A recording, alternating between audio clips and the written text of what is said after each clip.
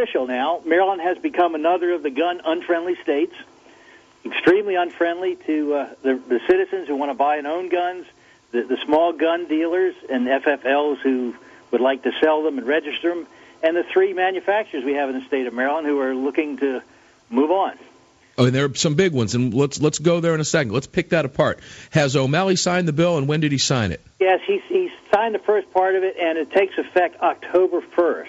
Okay. So that's our Armageddon for all the gun lovers, October 1st. Here's the latest stories. I want people to understand, Hank, that this bill that he is signing bans nearly every single semi-automatic rifle, period. You're totally correct. And 10-round magazines, the high-cap magazines, everything now is an assault weapon that you can possibly think of. They've extended that list. And we're into gun registration and inspections, too. So you can't buy a gun in Maryland now unless you take a course, pay $100, and get what's called a handgun qualification license. Well, hold the boat, back up. Repeat that. You can't buy a gun in Maryland. You can't buy a gun of any kind without what? You need to have and we're talking about handguns now, and the other guns are on the restricted list. Unless you have a handgun qualification license, that costs you $100, and in order to get one, you also have to take a course on gun safety.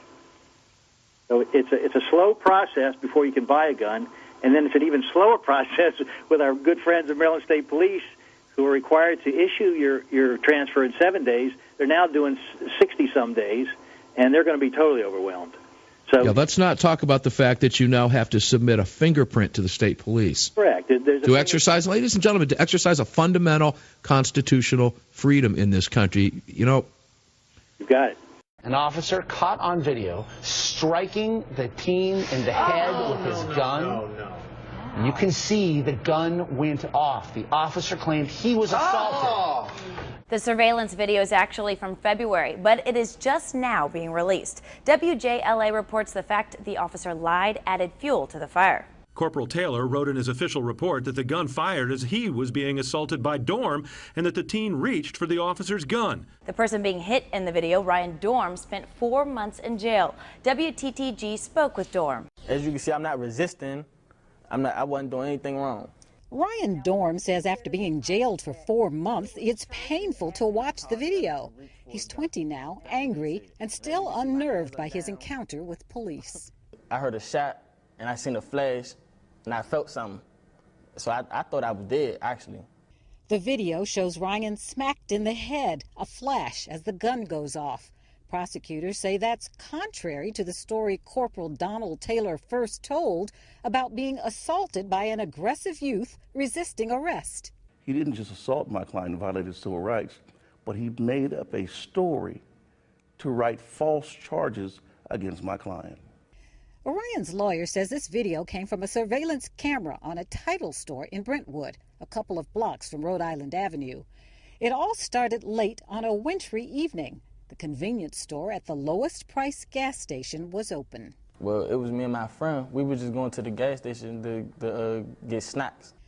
2 Prince George's police officers thought the young men looked suspicious, especially Ryan's friend, who was wearing a ski mask.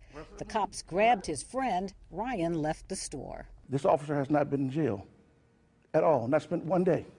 We watched the video with Ryan and his lawyer, who say police reviewed it 2 days after the arrest and should have let Ryan go. I'm trying to walk away from him. You can see you turn around. Yeah, because like I said, I could hear footsteps. He never said anything to me. I could hear the footsteps. He's got the gun drawn. Did you see the gun? Before I'm turning around, no.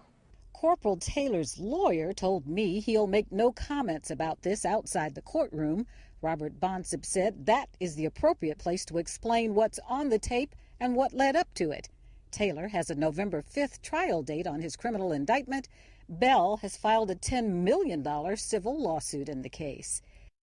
We can't have a totally armed society. We'll never get a handgun ban with the Second Amendment as stated. I don't know. I don't know that we can't. None of these rights are absolute. None of them. Senator Dianne Feinstein was the author of the assault weapons ban in 1994. Professor Koppel, was the 1994 assault weapons ban a sensible and effective means of reducing gun violence? Based on the Department of Justice study, the answer was no. The assault weapons ban made sense. And just really brainwash people into thinking about guns in a vastly different way. Do they need a bazooka? No one's taking away all the guns. No one will be able to be armed. We will take all weapons. I'd love to see that. In uniform.